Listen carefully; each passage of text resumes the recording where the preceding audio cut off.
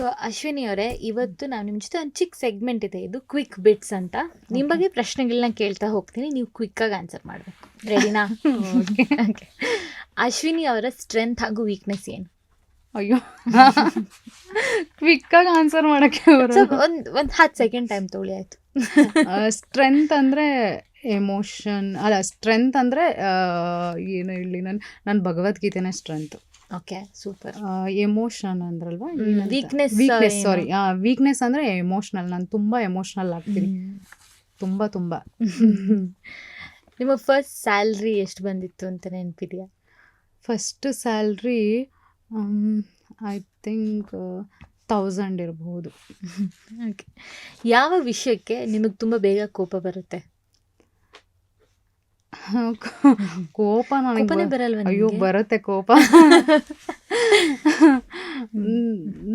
ಯಾವ ವಿಷಯಕ್ಕೆ, ಆ ಸಿಚುವೇಶನ್ ಮೇಲೆ, ಯಾವ ವಿಷಯಕ್ಕೆ ಅಂತಿಲ್ಲ. ಸಿಚುವೇಶನ್ ಸರಿ ಇಲ್ಲ ಅಂದ್ರೆ ಕೋಪ ಬರುತ್ತೆ. ಸಿಚುವೇಶನ್, ಬಟ್ ನನಗೆ ಜೋರಾಗಿ ಮಾತಾಡಬಾರ್ದು, ಏನೇ ಇದ್ರೂ ಸಮಾಧಾನವಾಗಿ. ಆಮೇಲೆ ಯಾರಾದರೂ ಒಂದು ಕ್ವಿಕ್ಕಾಗಿ ಆನ್ಸರ್ ಮಾಡಿ ಅಂದರೆ ಪರವಾಗಿಲ್ಲ ಹೇಳಿ.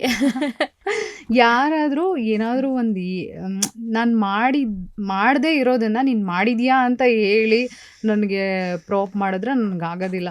ಅದು ತಮಾಷೆಗಾದರೂ ಆಗಲಿ ಅಥವಾ ಸೀರಿಯಸ್ ಆಗಾದರೂ ಆಗಲಿ, ಇಲ್ಲ ನೀನು ಮಾಡಿದ್ಯಾ ಅಂತ ಸುಮ್ಮನೆ ನನಗೆ ಹೇಳಿದ್ರೆ ನಾನು ವಾಯ್ಸ್ ರೈಸ್ ಮಾಡಿಬಿಡ್ತೀನಿ. ನಂಗೆ ತುಂಬ ತುಂಬ ಕೋಪ ಬರುತ್ತೆ. ಓಕೆ. ನಿಮ್ಮ ಲೈಫ್ನ ಟರ್ನಿಂಗ್ ಪಾಯಿಂಟ್? ಅಯ್ಯೋ, 2 ಟರ್ನಿಂಗ್ ಪಾಯಿಂಟ್ ಆಗಿದೆ. ಪರವಾಗಿಲ್ಲ, ಓಕೆ. ಇನ್ನು ಮುಂದೆ ಫ್ಯೂಚರಲ್ಲಿ ಎಷ್ಟೊಂದು ಟರ್ನಿಂಗ್ ಪಾಯಿಂಟ್ಸ್ ಬರುತ್ತೆ. ಒಂದು ಗಟ್ಟಿ ಮೇಳ ಓಕೆ. ಆ್ಯಂಡ್ ಇನ್ನೊಂದು ಇವಾಗ ಬಿಸ್ನೆಸ್ ಕಡೆ ಟರ್ನ್ ಆಗಿದೆಯಲ್ಲ, ಮಲ್ಟಿಗ್ರೈನ್ ಮಾಲ್ಟ್ ಪೌಡರ್, ಅದೇ ಒಂದು ದೊಡ್ಡ ಟರ್ನಿಂಗ್ ಪಾಯಿಂಟ್. ನಿಮ್ಮ ಫಸ್ಟ್ ಸೆಲೆಬ್ರಿಟಿ ಕ್ರಶ್ ಯಾರು? ಅಯ್ಯೋ, ಕ್ರಶ್ ಅಂತ ನಿಜವಾಗ್ಲೂ ಕ್ರಶ್ ಅಂತ ಇಲ್ಲ, ಆದರೆ ಇಷ್ಟ ಯಾರು? ನನಗೆ ಶಶಿಕುಮಾರ್ ಅವರು ಇಷ್ಟ. ಬಿಕಾಸ್ ಅವ್ರು ನನ್ನ ಡ್ಯಾಡಿ ಥರ ಇದ್ದರು. ಅವರಿದ್ದಾಗ ಅಯ್ಯೋ ಅವ್ರ ಹತ್ತಾಗೆಲ್ಲ ನಾನು ಅಳ್ತಾ ಇದ್ದೆ. ನಂಗೆ ಶಶಿಕುಮಾರ್ ಸರ್ ಅಂದರೆ ಸರ್ ಐ ಲವ್ ಯು. ನಿಮ್ಮ ಪತಿ ಅಜಯ್ ಅವರನ್ನು ಮೊಟ್ಟ ಮೊದಲ ಬಾರಿಗೆ ನೀವು ಭೇಟಿ ಮಾಡಿದ್ದೀಯಲ್ಲಿ? ಕಾಲೇಜ್. ಓಕೆ. ಅಶ್ವಿನಿ ಅವರು ತುಂಬ ಚೆನ್ನಾಗಿ ಮಾಡೋ ಅಡುಗೆ ಯಾವುದು? ನಾನು ಎಲ್ಲ ಅಡುಗೆನೂ ಚೆನ್ನಾಗಿ ಮಾಡ್ತೀನಿ, ಬನ್ನಿ ಬೇಕಾದ್ರೆ ಮನೇಲಿ ಗೊತ್ತಾಗುತ್ತೆ. ಬಟ್ ಎಲ್ಲನೂ ಆಲೂಗೆಡ್ಡೆ ಸಾಂಬಾರ್, ಪಲಾವ್. ಓಕೆ, ಬರ್ತೀವಿ. ಸ್ಟ್ರೇಂಜ್ ಅಥವಾ ಫನ್ನಿ ಫ್ಯಾನ್ ಮೂಮೆಂಟ್ ಅಂತ ಇದ್ರೆ? ಫನ್ನಿ ಫ್ಯಾನ್ ಮೂಮೆಂಟ್ ಅಂದರೆ ನಾನು ದೇವಸ್ಥಾನಕ್ಕೆ ಹೋಗಿದ್ದೆ, ನಮ್ಮ ದಾವಣಗೆರೆ ದುಗ್ಗಮ್ಮನ ಜಾತ್ರೆಗೆ. ಅಲ್ಲಿ ಹೋದಾಗ ಕ್ಯೂ ಅಲ್ಲಿ ನಿಂತ್ಕೊಂಡಿದ್ದೀವಿ. ಅಷ್ಟು ಕ್ಯೂ ಅಲ್ಲಿ ವಿಕ್ಕಿ ಎಲ್ಲಿ ನಿಮ್ಮ ಹಸ್ಬೆಂಡ್ ಕರ್ಕೊಂಬಂದಿಲ್ವಾ ಅಂತ ಅಂದರೆ ಅದೇ ನಂಗೊಂದು ಫನ್ನಿ.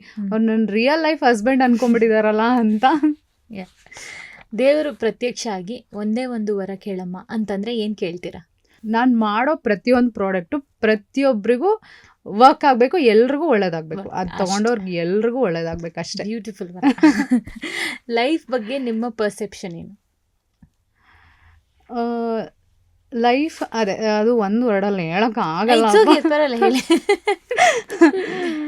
ಸೊ ಲೈಫ್ ಅದೇ ನಾನು ಆಗಲೇ ಹೇಳಿದ್ನಲ್ಲ, ಲೈಫ್ ಅನ್ನೋದು ಕಷ್ಟ ಸುಖ ಎರಡರ ಮಧ್ಯ ಅಲ್ಲ, ಎರಡರಿಂದನೂ ನಡೆಯುತ್ತೆ. ಹಿಂದೆ ಕಷ್ಟ ಇದ್ದರೆ ಮುಂದೆ ಸುಖ ಇರುತ್ತೆ, ಮುಂದೆ ಸುಖ ಇದ್ದರೆ ಹಿಂದೆ ಕಷ್ಟ ಇರುತ್ತೆ. ಇದು ಲೈಫ್ ಲಾಂಗ್ ನಡೀತಾನೆ ಇರುತ್ತೆ.